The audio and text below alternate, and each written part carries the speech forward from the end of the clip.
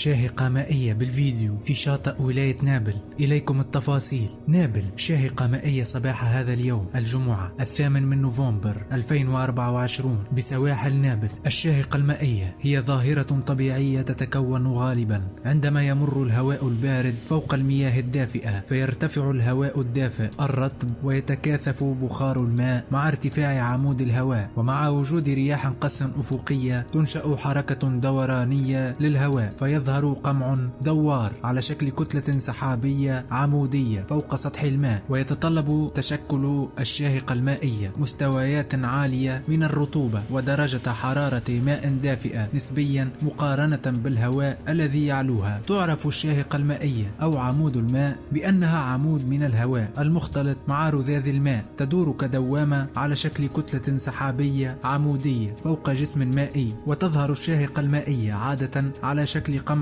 يصل بين سطح الماء والسحاب. تعتبر ظاهرة الشاهقة المائية أو عمود الماء أكثر شيوعا في فصل الربيع وفصل الخريف، عندما يكون التفاوت بين درجات حرارة الهواء والماء كبير، مما يوفر البيئة المناسبة لنشوئها. وتم رصد ظاهرة الشاهقة المائية في تونس بسواحل ولاية نابل.